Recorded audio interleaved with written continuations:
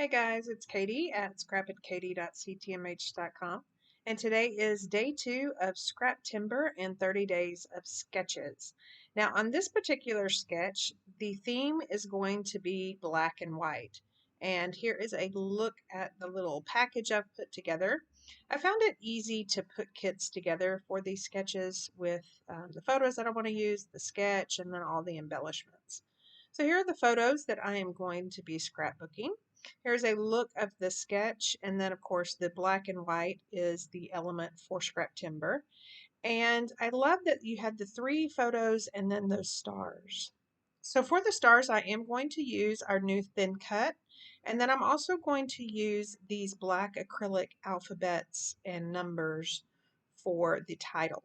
I also have a white background and then some of our new black core cardstock. So to prepare this page, I've pulled out just some scraps from my stash of an old paper collection that had a lot of black and whites and then just pops of blue. So I'm going to cut just a few of those tags. Right now I'm not sure which one I'm going to use. So I'm basically playing along or playing with the stars and then maybe title options. So you see that I've cut the tag with the stars, and then I have this one that says this right here. And then I'm going to pull a couple of little bitty skinny tabs, maybe to go around the photos. And then of course I've got a blue one, and then there's one more that I really loved. It's in this toffee color and it says love this. So I'm hoping to find a spot for at least one of those title tags. So I'm going to add some paint splatter with my gloss sprays. And I don't like to spray it. I just like to take the nozzle out of the bottle and then basically just flick that, or you can actually just let it drop on the paper. And that's where you get the big, huge drops and then the tiny drops. And this spray I love because it dries glossy, hence the name gloss spray. So I've let that dry off camera, and then I've gone ahead and I've trimmed down these photos a little bit smaller than a 3x4, and I have matted them on some white daisy cardstock. And because they're on a white background, I'm just adding some black ink around the edges just to kind of make them pop and add that dimension.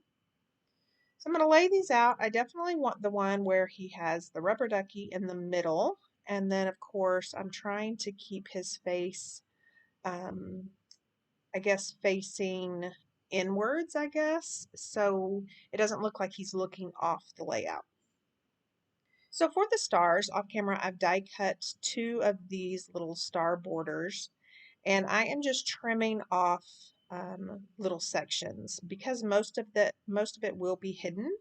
So I'm going to use this little cluster down at the bottom, and then I'm going to take that other one and I'm going to trim off that other little cluster for that right. And again, I'm kind of keeping it along the lines of where I did the gloss spray drops, and those will just kind of shine through the stars. So I'm just using my micro tip scissors to trim those up, and then I will start looking at the strips of paper.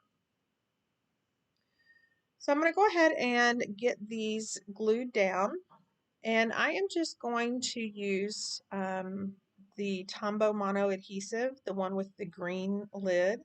I believe it's a little more forgiving. It doesn't dry so hard, and I'm not going over all of it.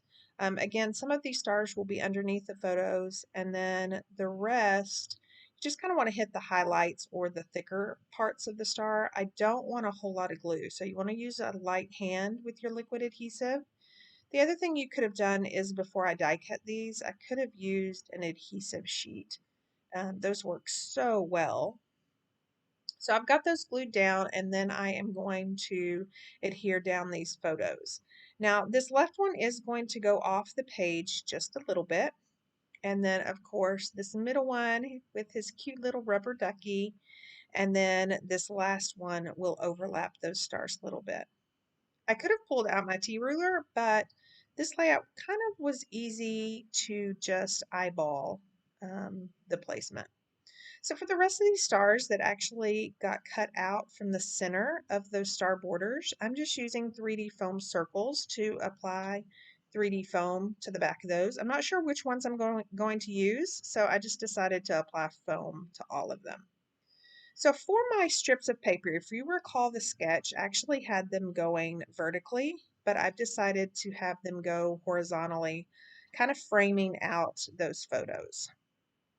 So again, I've pulled these from that paper packet from my stash, and then I am just dovetailing the ends, and then I'll just add adhesive and adhere those to the top of those photo clusters, and then I'm going to use some different patterns on the bottom. So let me apply adhesive to this one and then get it adhered over the over the top. And then I'm going to do this skinny piece. Now these skinny pieces are actually zip strips or branding strips of the paper collection, which I love using because it just makes they're half inch, they're easy to fill out, they're really good for borders on layouts, and then they also can be trimmed down for any cards if you're a card maker. So I'm going to do the same thing with these pieces that I'm going to use under the photos. Again, this is the same pattern paper, but because it has a different pattern on the back, I'm going for the polka dot pattern under the photos. So I've got that trimmed off, and then I am going to start playing with these little star placements. I definitely want some at the top and then around the star clusters. And then I am going to fill in with some of these tags that I cut. Again, I really want to use these title tags. I just couldn't really find a way. If they were landscaped, maybe the sentiment was, I think I definitely would have used them, but it just didn't really feel right with them being portrait. So I'm going to glue these down and then trim off the edge. Now, usually you guys know that I can't stand a tag hole without something in it. Well, this might be the first layout that you've ever seen me make with a tag hole that's just going to be left bare out there. I think it works simply because there's just not another place that I could have added, like if I were to use twine or something like that. There's just no other place that that could have gone to balance out. So for of course, he's in the bathtub. He does have a ducky. He doesn't have fish, but we have the cutest little stamp set that's called Officially Yours, I believe. So I've taken these cute little fish and I'm actually going to, there's like a little school of fish. I am going to ink those up in black. I tried to use another little icon from that stamp collection, but I decided to go with these little fish. See how cute they are? And you can turn them around and they can go in opposite directions. So you see how I have them stamped where they are looking toward the center of the layout? You don't want any of your elements basically looking off into space or looking off the edge of the layout. So usually I do rule of thirds, but on this particular one, I am just using 4. And then those bubbles that I pulled out, I am inking up in our new Capri color, which matches these photos perfectly. And I am just creating little corner borders for this layout. I just love that little extra. And then that way also that blue is not concentrated just in the center. That blue is also brought to the corners. So for my title, I think I'm going to do 1, 2, 3 cheese. So I've got these black acrylic numbers that I'm going to use for the 1, 2, 3. And then for the cheese, I'm going to pull out one of my new alphabet stamp sets. It's called the Daisy. I am in love. I know that you guys are going to see this just lots. I took a journaling class one time, I believe. And you kind of make your own alphabet. And this Daisy alphabet is really similar to the letters that I made. If you'll notice right here, you'll notice that the H and the E's have very low cross points. You'll be able to see here in just a second.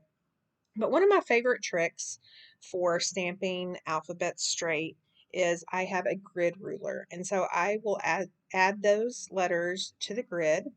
Now, of course, I only have one E, so I am going to then move that pardon me, I'm going to move that E over and then bring over the S.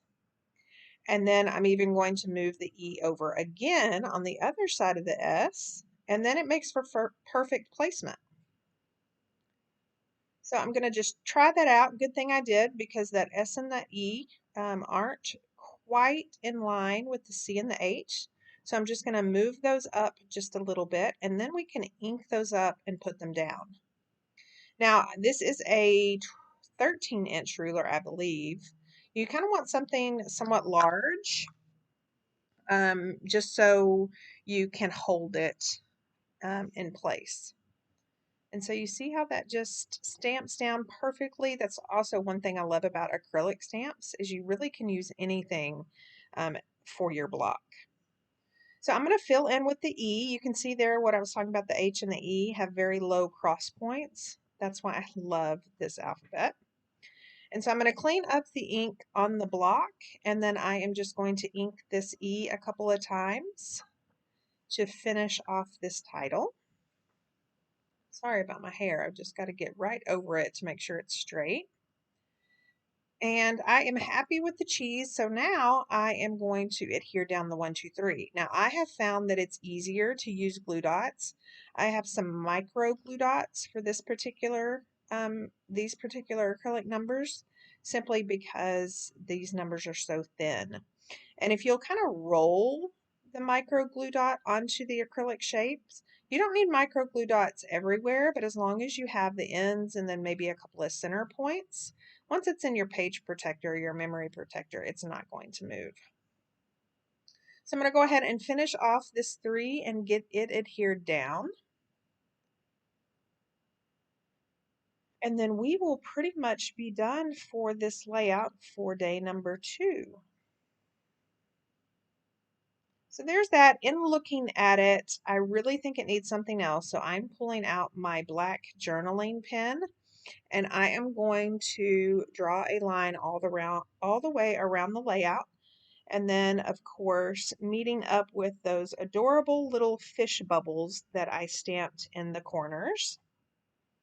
And then you'll see here in just a second, I just think that that just added the perfect little finishing touch to this cute little layout of our youngest son and his bath time.